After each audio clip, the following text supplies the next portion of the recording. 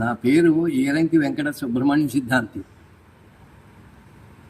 పూర్వకాలం నుంచి కూడా మా ఈరంకి వారి వంశం ఈ అన్నవరంలోనే ఉంది.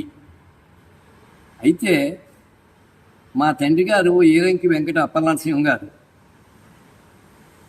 అయితే ఈ గ్రామంలో సత్యనారాయణ స్వామి ఆలయాన్ని కూడా స్థాపింపబడింది. అయితే కొండ మీద వచ్చే భక్తులు అందరూ కూడా అప్పుడు పూర్వీకులు ఈ కొండపైకి భక్తులు అనేక చోట్ల నుంచి వచ్చేవారు. ఎక్కడా కూడా అన్నదాన సత్రాలు కానీ మన దేవస్థానంలో కానీ అన్నదానాలు ఏమీ లేవు. అయితే బంధువులు ఇళ్ళకి వచ్చేవారు. కళ్యాణాల రోజుల్లోనూ ఏకాశి రోజుల్లోనూ మరి సదుపాయాలు లేవు. అందు గురించి బంధువులు ఇళ్ళకి రావడం, శుభ్రంగా భోజనాలు చేయడం చెందేవారు. ఇలాగ జరుగుతూ ఉండేది. అయితే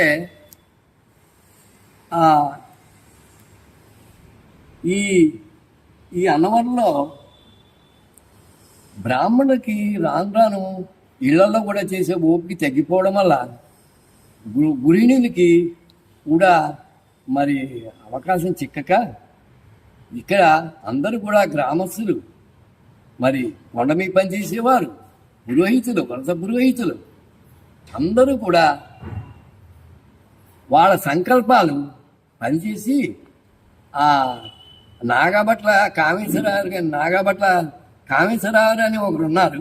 ఆయన కొంచెం నాయకత్వం ఆయన్ని నిలబెట్టి వారిని ఏమండి ఇక్కడ ఒక బ్రాహ్మణ అన్నదాన సత్రం పెడితే బాగుంటుంది, ఎంతోమంది అందరూ మరి అందరికీ బంధువులు ఉండకపోవచ్చు, అనేక మంది బ్రాహ్మణులు సత్యనారాయణ స్వామి సన్నిధిలోకి వస్తున్నారు, వారు నియమనిష్టలతో ఉంటారు, వాళ్ళకి భోజన వసతి మరియు కుదరకపోతుంది, అంచేత నియమనిష్టలతో ఉండేటట్టుగా ఒక బ్రాహ్మణ సత్రం పెడితే బాగుంటుందని ఊళ్ళో గ్రామస్తులు, బ్రాహ్మణులు, కొండ మీద పనిచేసేటువంటి వేద పండితులు, అర్చకులు, వంశ పురోహితులు వీళ్ళందరూ ఏకతాటికి వచ్చి ఆ నాగభట్ల కామేశ్వర ద్వారా ఒక సంఘాన్ని స్థాపించి ఆ సంఘం ద్వారా ఈ సత్రంని పునఃప్రారంభించారు. అది ఎక్కడ పెట్టాలి అంటే అప్పుడు ఇక్కడ చాగంటి లక్ష్మీనారాయణ గారు అనే ఉండేవారు పూర్వీకులు. వాళ్ళు కూడా అంత ఆస్తిపరులు. వాళ్ళు అబ్బాయి ఒకడు ఉన్నాడు. వాళ్ళ అబ్బాయికి ఇద్దరు ఎంతమంది ఉండేవారు. వాళ్ళ అబ్బాయిల దగ్గర వాళ్ళు అమ్మేస్తామని ఈ స్థలాన్ని చెప్తే వాళ్ళకి డబ్బిచ్చి నాగభట్ల కామేశ్వరరావు ఇంకా ఆయనకి తోడైన వాళ్ళు పేర్లు గుర్తు రావడం లేదు, వారు కలిసి ఈ స్థలాన్ని కొన్నారు. కొని ముందు ఒక తీరమని పెట్టిందా డబ్బు ఏమో ఎలా ఉంటుందో ఏం చెప్తాం అని ఒక షెడ్ వేసారు. షెడ్ వేసి అలాగ 4, 5, 10 మందికి అలా వచ్చిన వాళ్ళందరికీ ఉపకండా చేస్తూ కొండ మీద చెప్తూ ఇదో ఉద్యోగం మీద పెట్టుకునే చేసి పెద్ద వాళ్ళందరినీ సలాములు కొడుతూ వారందరినీ ఆగట్టుకుని ఇదో పెద్ద రాజకీయ పార్టీ అలా చేసుకుని వారు ఈ దినదినాభివృద్ధి చేస్తూ దీనిని అలాగ అంతస్తుల ప్రకారంగా పైకి తీసుకెళ్ళారు. అందరికీ చందాలు చూసి మన భారతదేశమే కాదు విదేశాల్లో ఉన్న ఉద్యోగాలు చేసుకున్న బ్రాహ్మణులందరూ కూడా చందాలు. ఎవరు డబ్బు ఇవ్వకుండా ఏది జరుగుతుంది? ఏ సమస్యకైనా ముందు కావాలి, మొక్క వేసేవాడు కావాలి. మొక్క ఎవరు వేస్తారు? ఆ లక్షణాలన్నీ భగవంతుడు ఇస్తాడు వాడికి. ఆ లక్షణాలు గలవాడిని తాను ఎన్నుకుంటాడు. ఆ లక్షణాలు ఎవరిలో ఉంటాయో వాడిని తీసుకుంటాడు. డబ్బు కాదు అక్కడ. ఆ లక్షణాలు ఎవరిలో ఉంటాయో ఆ లక్షణాలు గలవాడినే తీసుకుంటాడు. అందుగురించి నాగభట్ల కామేశ్వరరావు దీన్ని ప్రతినిధిగా అడ్డు పెట్టుకుని వీరందరూ కలిసి ఈ సంస్థని స్థాపించారు. అందులో వేదం నేర్పడానికి, ఉపనయనాలు చేయించుకుంది, పెళ్ళిళ్ళు చేయించుకుంది, మరి నీ అన్నదానం జరగడానికి ఎక్కడెక్కడి నుంచో అన్నారు. నేను చూశాను స్వయంగా ఇక్కడ 2 ఏళ్ల మట్టి. అన్నదానానికి వచ్చిన భక్తుల్లో కొందరు మహా నిష్ఠాగరిష్ఠులు ఉన్నారు. వాళ్ళు టేబుల్ మీద కూడా భోంచేయరు. వాళ్ళు నేల మీద కూర్చుని ఇప్పటికీ కూడా మట వేసుకుని వాళ్ళు భోజనం చేస్తూ ఉండడం చూశాను. అలాంటి వాళ్ళకి మనం నమస్కారం పెడితే కొంత మన పాపం పోతుందో అనిపించింది అనమాట. నేను వడ్డం చేస్తానన్నా సరే వాళ్ళు పాపం వద్దండి మేము చేస్తామండి పర్వాలేదని కాదు, అంటే సేవ. అలాగా ఈ దినదినాభివృద్ధి అవుతూ ఈ దేవస్థానంలో రోజు రోజుకి కూడా ఈ వరుస పురోహితులు, మరి వేద పండితులు, మరి అర్చకులు ఎంతమంది సహకారం చేయకుండా ఇంత అంతస్తులైన భవనాలు నిర్మాణం అయ్యాయి. అయితే దీనికి మెయింటెనెన్స్ కావాలి. చాలా ఉదారతగా ఎంతోమంది భక్తులు వారి యొక్క త్యాగబుద్ధికి, ఉదారతకి, దానశీలతకు మరి మేము వర్ణించడం శక్తి లేదు మాకు. ఆ భగవంతుడే వారికి ఆ శక్తిని ఇస్తాడు, వాడికి ఐశ్వర్యాన్ని ఇస్తాడు. ఆ వితరణ చేసే శక్తి కూడా ఆ భగవంతుడే ఇస్తాడు. భగవంతుడి ఇబ్బందే మనకి ఏది రాదు.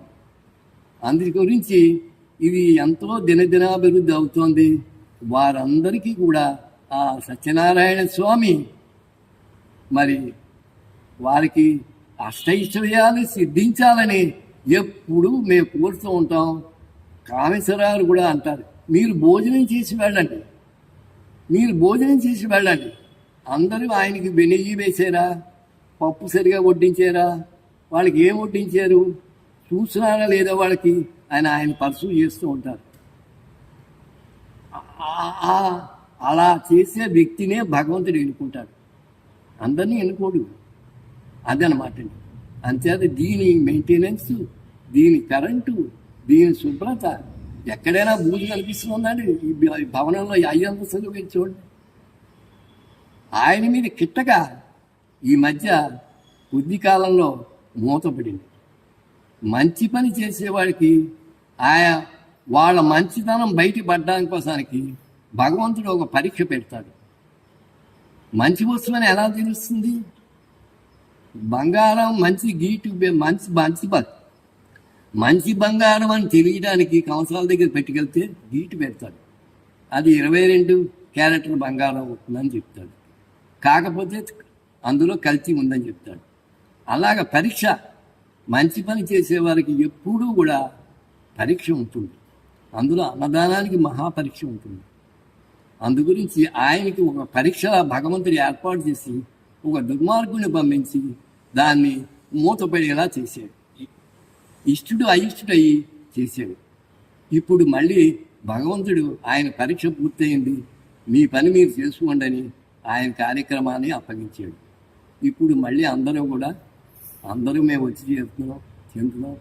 నేను కూడా సేవాభావంతో ఇస్తున్నాను తప్ప నేను అందులో భోంచేస్తున్నాను, ఎంత తిన్నాను అంత తిన్నాను అనేటటువంటి దృష్టి నాకు ఎప్పుడూ లేదు. ఈ మధ్యన మూతపడ్డ తర్వాత కామేశ్వరరావు డొనేషన్ కట్టాము, దాని గురించి ఏం చేస్తున్నారు కామేశ్వరరావు అనుకున్నాను అని నేను శాంతాశ్రమంలో కూడా కొంచెం డొనేషన్లు కట్టాను మా పెద్దల పేరు. నాకు మనసు తప్పదు. మళ్ళీ తెరవగానే మళ్ళీ యథాస్థితికి వచ్చింది కదా అని, సత్యనారాయణ స్వామి పరీక్ష ఇది కదా అని నిర్ధారణ చేసుకున్నారు.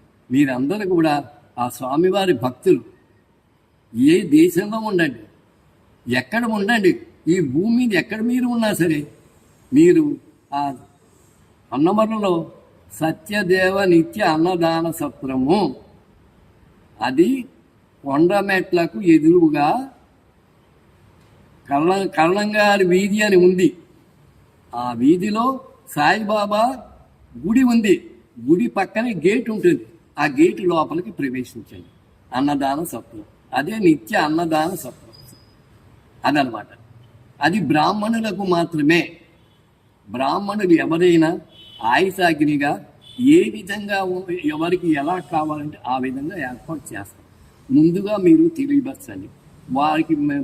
ఇప్పుడు యూట్యూబ్ ఏదో ఛానల్ పెట్టేట ఆ అకౌంట్ నెంబర్ ఇస్తాను, బ్యాంకులో మీరు ఆ నెంబర్కి మీరు జమ చేస్తే మామూలుగా వారికి జమ అవుతుంది.